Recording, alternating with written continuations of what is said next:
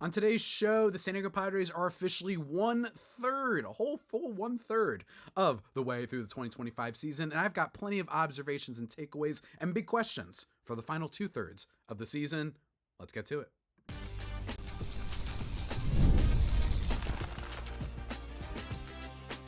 You are Locked On Padres, your daily San Diego Padres podcast. Part of the Locked On Podcast Network, your team every day.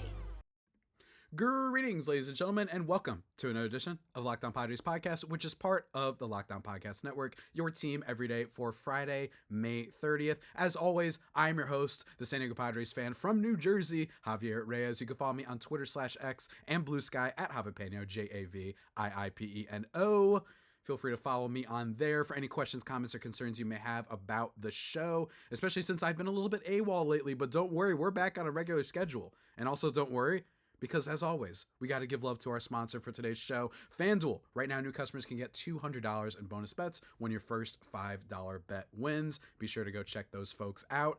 Today's episode, guys, first of all, that's right. If you're watching on the YouTube, if you are a visual listener, no hate if you're not. We love all of our podcasts, audio listeners as well. New setup for the show. That's right. I teased it. I teased it for a couple weeks, but we are back. And for what it's worth, if I sound still a little bit nasally at points, I'm basically over my sickness. I think I'm good with the cold and the strep and all that I had. But if it sounds that way, just giving you a little bit of a heads up. Today's show, though, guys, we're talking about the big kind of takeaways, the big picture, I think, of the Padres a third of the way through the season. A third of the way through the season, what better time than now? I mean, maybe the All-Star break, but to do this whole new set thing, it's great. I hope you guys enjoy it. There's a bunch of little doodads and gizmos around here, so if you're watching on YouTube or wherever, it may change with time. I promise you my guy Stitch is not changing, though. He is not changing, and neither is the Tatis bobblehead and the Padres hat and the baseball stuff, but just to give you guys a little bit of a fresh look for the show as we're undergoing some changes. But today's episode, guys, let's talk about the Padres. The biggest takeaways for me about this team and just some of the big questions. What are the big things? What is this? Let's call it the state of the union, really. The state of the gas lamp San Diego Union, I guess let's call it.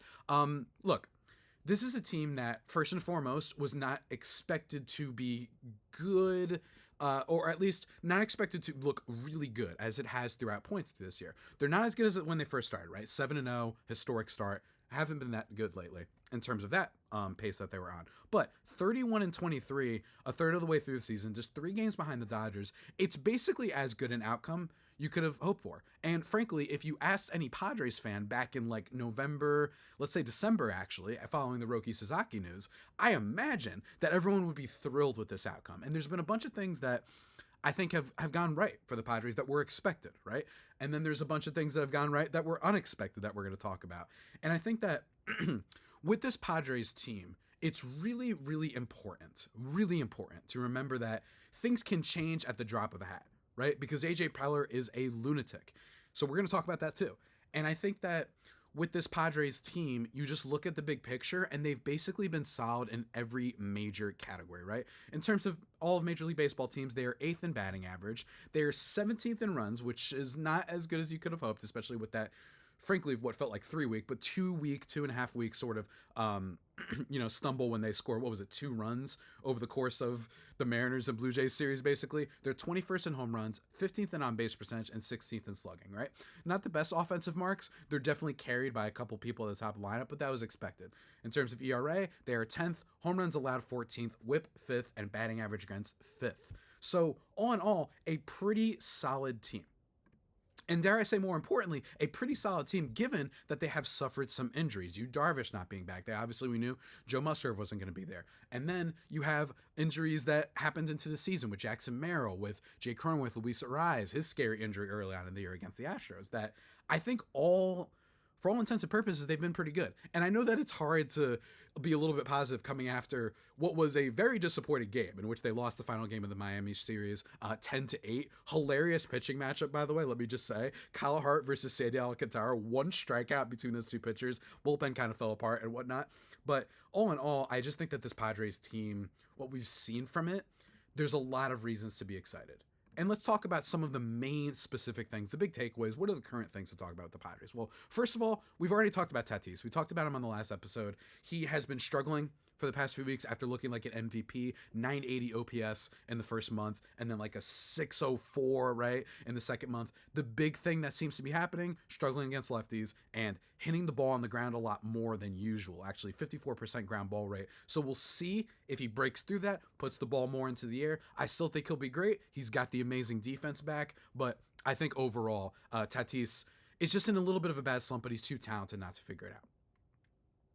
And then the next thing we got to talk about is my man, Manny Machado, who I think has actually been, I mean, it's hard. I think we overuse overrated and underrated as terms, just colloquially, like just talking about baseball players. It feels like we use these things way too much. But when it comes to Manny Machado, what he's been doing this year, I think needs to be discussed more, because it's not just that he's playing well.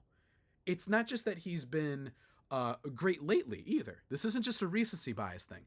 Manny Machado is, at least offensively, looking like his best self and has fully, and I mean fully, thrown out any of the allegations, any of the concerns that maybe, last year, man, wasn't a great season for Manny Machado. Maybe he's on the other end of 30 now in terms of like starting to play like he's on the other end of 30. And based on a bunch of numbers and based on how he's been playing lately, that is clearly not true, and I think it's a really exciting development. Is it shocking? No. But heading into this season, I was one of those people who was like, I think that the superstar part of Manny Machado's career might be gone, right? And that's not a bad thing, right? A guy who can have a 122 WRC plus, have a pretty decent OPS, a high, mid 800s OPS, play some good defense, be a 4.5 win player. That's not bad, but I think we're looking at basically the best version of Manny Machado at the plate since his near MVP season. We're going to talk about that, guys, and more in just a second. But first, a word from one of our sponsors.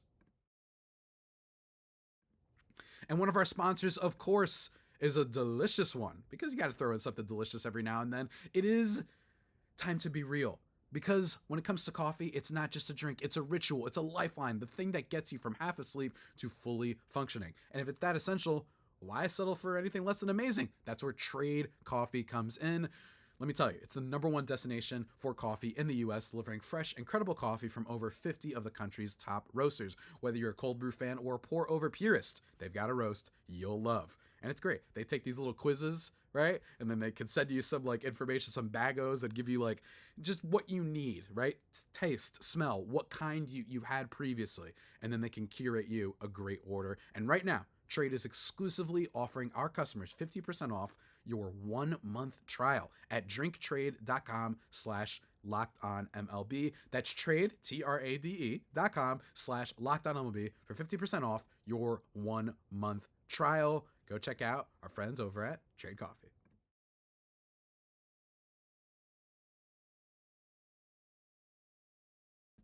And just like that, everybody, we are here back in the second segment of this here Locked On Padres podcast. Hope everybody is doing well on this Friday afternoon, Friday evening, whatever it is.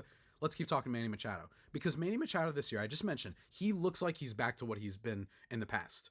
And the comments about him earlier in the season, and I saw some of y'all, and it wasn't just random Twitter people. It was some media people, a couple influencers maybe, a couple of regular MLB writers that were like, man, Manny is just not coming through. He has been a mess with runners in scoring position, whatever. That has not been the case, because when you look at his overall numbers, this is exciting stuff. First of all, he has the highest expected weighted on base of his entire career. Entire career. Yes, you heard that right. The highest expected weighted on base of his entire career at 409. He currently has a 378, which is the highest he's had since 2020. Now, 2020 is a weird year, so we're not going to fully count that. But let's go to 2022, his near MVP year at 382, right? And with it being higher, with his expected at 409, that suggests that he's getting actually a little bit unlucky. And I think it's been getting a little bit unlucky with something we've talked about on the show before, home runs, which are starting to come through, folks. Let me tell you, it is absolutely starting to come through. And I think that it's something that isn't just a fluke or anything like that, because this is a guy who's barreling the ball. He's carrying it into the air. He's hitting hard. He will go on a couple spells, I imagine, because he does chase a lot. But the high batting average, even if that goes down, I'm expecting power. I'm expecting big stuff. And he also has the highest walk rate of his career since 2020. And before that, even before 2020, he never walked this much. He's at 10.2%. Before that, he is an 8.2% walk rate in his entire career. The 356 BABIP that he has right now, batting average on balls in play, suggests that the batting average will go down, right? His propensity to chase, right? He's had a few annoying 3-pitch at-bats this season where you're like, what are you doing? But for the most part, he's going to be great. And while the defense statistically hasn't been amazing, I think it's been inflated by a couple bad games, by the Error-palooza that he had in San Diego against the Blue Jays. I think he'll turn it around. I think he'll be fine, and he still clearly has the skill and talent. That's not going away. The arm strength isn't going away. So love Manny Machado. Now let's move on to some other stuff. The rotation. This is something that I absolutely am worried about. Because without Michael King, the rotation becomes Nick Pivetta, Dylan Cease, oh boy, hopefully Yu Darvish at some point, and then it's Kyle Hart, and then it's Randy Vasquez, and then it's Steven Kolek, right? Out of those three that I just mentioned, the one that I feel the best about is Steven Kolek. And I know that the numbers don't support it, but to me, the raw stuff is better. More ground ball rate. He's not relying on fly balls and just, frankly, getting away with stuff the way that Randy Vasquez is. But Randy Vasquez is clearly doing something that isn't something that you can analyze just by going on baseballsavant.com and checking out the little bars and the percentile rankings. He has still been very good. The Padres starting pitching as a whole deserves a big shout out, considering that it was something that heading into this season, I think people were a little bit worried about, given the fact that you lost Joe Musgrove for a year, and Michael King and Dylan Cease will both be free agents, right? Like, I totally get that. But in terms of starting pitching, they've been basically as good as you could have hoped, really, right? They really have been as good as you could have hoped. Maybe not, like, considering that they could be better because of Dylan Cease's bloated ERA right now. They're 16th in Major League Baseball in ERA, and that's fine because, remember, little bit of a slow start for Michael King, right? A little bit of a bloated ERA number from Kyle Hart. But in terms of the heart of this rotation, Dylan Cease is going to get a lot better. He's been showing it lately. And we know if Michael King comes back healthy, he's going to be great. And then you've got Nick Pivetta, who looks like an all-star this season, right? But let me tell you, if Michael King, we're scared, Padres fans. We've been through this before with the Padres being really cagey about injuries. We're already seeing it with Yu Darvish. So if that doesn't get settled, if the Padres are out here and you're saying, oh my goodness, this is a little scary. I don't know. Where's Michael King? Is he coming back? That could end up becoming an issue for sure. That needs to be talked about. And the team, as my boy Big Jim Grease of the Postcast has talked about, may need a lefty, even if it's just one out of the bullpen. And also need some other things when it comes to the offense. A righty off the bench would be great, especially against lefties. But in general, that is something that I'm looking out for. So the rotation worries me, but almost all of it, in my opinion, gets cured. It gets ameliorated, to use a little bit of an SAT word, if Michael King comes back and everything's fine.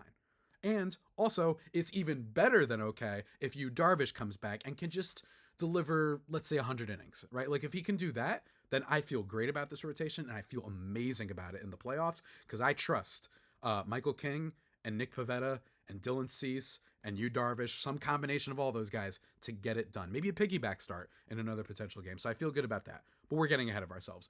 Then there's the bullpen, which has been really not great of late, right? We've talked about this. We talked about it just now, right? The Miami game in which they lost 10-8 because the bullpen came in and just gave up a run, basically all of them. Jason Adam gives up 2 runs. Yuki Matsui, David Morgan gets blasted for a home run in this one after he looked really good in his kind of like debut. And Wandy Peralta also gives up a run, blown save as well. Just not great, I think, for the Padres bullpen. It feels like they've been blowing games in high leverage a lot more lately after basically carrying the team for the first month of the season. So what does that tell me? They went from being obscenely historically good for the first month to being really outrageously bad in the second month. It tells you that there's somewhere in between. And unlike last year's bullpen, which also saw a similar arc in which they started off great and then blew up, I don't think that the talent was there. They didn't have Jeremiah Estrada. Instead, they had Enyel De Los Santos, right? They had relying on Yuki Matsui more in high leverage situations. Wandy Peralta wasn't doing very well. I just think that Estrada, Suarez, Adam, Yuki, I just think that these guys are going to be pretty solid. And I think Sean Reynolds is at least a little bit of a guy that we can hope can get better. But overall, the numbers don't lie. They start off with the best ERA in all of baseball at their bullpen, 1.77 at the beginning of May. And then second place was 2.52 by the Giants. And now they are ninth in Major League Baseball and ERA 3.38. But that's still not bad. It's not going to be the reason the Padres don't make the playoffs, right? They're going to be good. I feel great about them. And then, folks, we have some questions when it comes to the deadline. Let me tell you, folks, the deadline's going to be here before you know it. And, you know, this has been what the Padres love. This is what they live and breathe. AJ probably loves the stress, apparently. He loves it. He comes into the trade deadline and he's always making moves. He always makes moves in free agency. But there is a question. And the question is, and we've talked about this all year, there's two questions, actually. Number one, what do the Padres have to trade? Right? Like, what can they give up? Obviously, as far as I'm concerned, I think Ethan Salas is on the table, and I don't like that. I really don't. But when it comes to Ethan Salas, when it comes to getting value back, this Padres team, I could see them just being like, you know what, screw it. Salas is a ways off. He's falling a little bit in prospect rankings, probably because we got a little bit overzealous in ranking him to start. I'm talking to Padres fans. I'm talking to any prospect evaluator, frankly. But AJ probably doesn't tend to hang on to guys like that. I think DeVries could be hung on to. But other than that, you are really thin at the farm. Understandably, you've made a lot of moves. It's okay.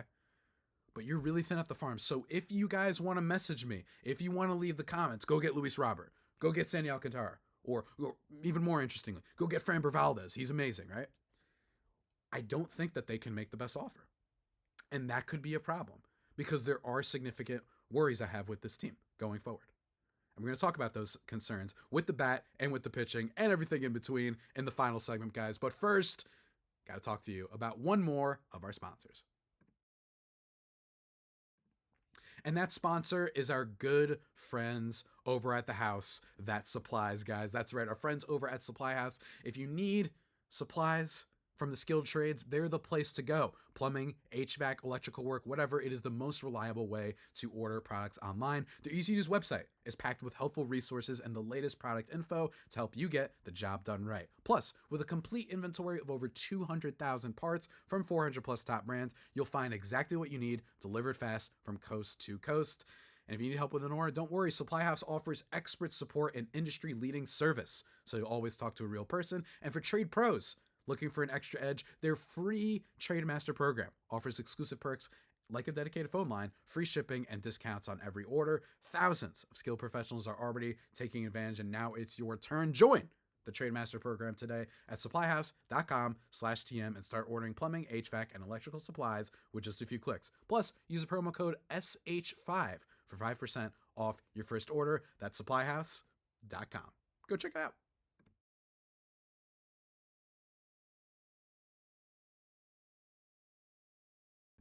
And just like that, everybody, we are back into the waning moments of this here Locked On Padres podcast. The start of a new era with a new set, dare I say. And remember, you can follow me on Twitter/X and Blue Sky at Javipeno, JAVIIPENO. Let's talk about the bench. Let's talk about what the Padres could be doing heading into the trade deadline. I know we're like a month off, but I'm just talking about it because, again, it's we're a third of the way through.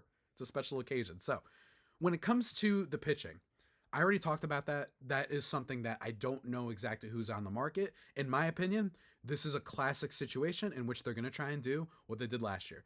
Go and find a small starting pitcher, lower tier starting pitcher who's been underperforming a little bit, like Martin Perez last year, who can just give you value, give you innings. I think that's what they do, unless something disastrous is on the horizon that we don't know about for Michael King or Yu Darvish, especially Michael King, but both of them, obviously. Then you might see Preller get a little bit antsy and be like, all right, we're going for one of the big fish. We'll see. Because we've seen that even last year, he was in contact with the White Sox for Garrett Crochet, who's been an ace, quality pitcher. Everybody's excited about him and his strikeout rate. He's with Boston now, but he was interested in him. So, AJ Preller is talking to all the big teams and all the big players. But I'm just saying, I think that might be what happens. Then it comes to the bats. Because the bats this year, heading into the season, we knew. All right, I, for one, thought that the talk of the Padres' depth with the lineup was a little bit overstated because my thing is Jackson Merrill, Fernando Tatis Jr., Manny Machado, Jake Cronenworth, Xander Bogaerts, and all these guys. I just thought that it was a lineup that could absolutely work. Like, I didn't think this was going to be a problem. And they also added Jose Iglesias, who should be okay. But we have seen that a lot of those depth options have not worked out for the Padres, right? Jose Iglesias, clearly having a bit of a downfall from last year, right? Weighted on base of just 278. He hasn't been getting particularly unlucky. 78 WRC plus. He's not walking. He's not doing it. Don't get me wrong. He has some speed. He's got a good, bat to ball for the most part. He plays some good defense every now and then. I like the mojo he brings, but he's just not nearly what he was last year. But I do think that it'll get at least a little bit better because he is a lifetime 282 hitter. So it should at least be a little bit better. But don't be surprised if it isn't, because he is older at the age of 35. And it's not like last year was, some sign of things to come. Like, it was a little bit of a season that was inflated by some luck and apparently just being a pop star. You have that situation. Then guys like Brandon Lockridge, guys like Oscar Gonzalez, guys like Elias Diaz, Luis Campuzano for the few appearances that he's had, right? They have not gotten the depth, except for Gavin Sheets, who has been basically the savior, right? And him alone already makes this Padres lineup, and everybody's firing on all cylinders, a good lineup. Maybe not the best in baseball, but a good lineup that you can win with. And Gavin Sheets, you just got to give him some credit, because holy God, 8 home runs in May, 916 OPS this month, 147 WRC plus over the last 2 weeks. A lot of that has to do with slugging. He is not walking, but the slugging is legit. Time will tell if pitchers adapt to him, right? If they adapt to this approach of his where he's selling out for power, trying to get under the ball. He is embracing launch angle this year, let me tell you. And I'll take it, especially for a guy who they basically got for nothing, right? They just picked him up for nothing. We thought he was a fluke in spring training. That has not been the case. He's hitting for power. He will go on some streaky moments, right? He's not going to be the best bat in this lineup, right? But he's been great. His pulled air percentage up to 28.6% after a career average of 21.4. He's just going all pull. And sometimes it's going to be strikeouts. Sometimes he's going to be frustrating. You're going to be like, dang. But overall, he's got a friggin' 134 WRC plus, and most of it is not a fluke, right? I am curious to see if pitchers adjust him as the rest of the season goes on. He's hitting 154 against off-speed stuff. Granted, his expected batting average on those pitches is 292, but still, and he also still can't hit lefties. So that brings us into our issue. My man, Michael Troy Shorey, tweeted at me a while back saying, Jason Hayward and Jose Iglesias to Tampa for Christopher Morell. For those who don't know, Christopher Morell, left fielder for the Tampa Bay Rays. Yes, left field is a problem. Jason Hayward not exactly getting it done. And Christopher Morell is a guy that has been good before, but not lately. Let me tell you. This year, he's got a 84 WRC plus, and last year it was 82. Right? Basically, my man, Michael, here is probably looking at previous seasons when he had 110 WRC plus, 121. He hit for a good amount of power, 26 home runs in 2023. He's actually underperforming his weighted on base just a little bit. And maybe we've seen it before. Willy Adames, he struggled a lot when he was in Tampa. Then he moved and he became a really great power hitting shortstop. I get it. And while a lot of people are going to say, all right, we're not that guy's no good. I get it. But here's the point I want to make. Number one, never underestimate the idea of buying low on guys. Number two, yes, the idea of trading we're giving up 2 players that nobody wants for a player that maybe nobody wants, but they are not going to give him up for that. Number 3, the most important thing. This question, it's not that I think that you raise a great point. I'm not here to make fun of it. I want to focus more on the Morell part because it says a lot on the current state of deadline bats. Right? You laugh at the idea of Christopher Morell, right? He has not been very good this year, and he wasn't great last year. Strikes out 35.5% of the time. He's hitting 203, barely above the Mendoza line, right? But I do think it is a reflection on how barren the trade deadline is going to be when it comes to bats. It always feels like the trade deadline can be a little bit barren when it comes to bats to acquire. Don't get me wrong, especially compared to starting pitching and just getting guys who can fill innings, especially with relievers. You can get that anywhere. But when it comes to trade deadline bats, I don't think you can laugh off the idea of a Christopher Morell trade or anyone of that nature, right? I think it's a reflection on the few bats that are out there that can make sense. So a flyer out a guy like Morell may be what's in the works, right? And I wouldn't hate it. I think that it's really important to just note that the Padres, if they want someone, and there's few guys out there that I think that are really going to be the big impact for this team, the big bats. Do you want to trade for Luis Robert? Would you give up a top level prospect for Luis Robert right now? of the White Sox. He's been great before. He's super talented. But I don't know what it is. And a lot of people are like, change of scenery. I personally do think if you trade for Robert, he's a change of scenery guy. And he'll be a little bit better. But do you want to give up a top guy for someone you're not sure about? For a guy who's been as bad as Luis Robert has been for 2 years now? He was bad last year too. I know the White Sox stink. I get it. But do you really want to go all in on that? I don't know. Right? Miguel Vargas, they're probably keeping a player like that. Taylor Ward is out there. Angels, Jorge Soler, but there's some money involved there. All I'm saying is this. A guy like Christopher Morell, and frankly, any batter that has just been a major league player that is out in left field, or frankly, just any player who has shown an ability to hit righties, I'm in. I think that the approach that they had in 2023, when they acquired G-Man Choi and Garrett Cooper to be a platoon DH thing, where one hits against righties, one hits against lefties, we have the righty hitter in Gavin Sheets. And I really do think that it's going to, for the most part, stay there. Batting average may go down. I could see a world in which he's a 240 batting average and a maybe 300, 310 on base guy, but he could hit you 25 home runs, so that'll be good. I just think you just need a guy to hit righties. That's it. That's all I think you need. The rest of it is gravy. And when it comes to the catching situation, the last thing to talk about, look, guys, I don't know. And there's been some allegations of, for the record, a little bit of a tangent here, but that the Padres pitchers are tipping pitches. That could be the case, right? I totally see that. There's been some stuff on Twitter that I've seen, right? And when you look at the catching situation, maybe that's not help. Maybe they're not calling a great game. Martin Maldonado and Elias Diaz are combining for negative 0.3 wins above replacement right now.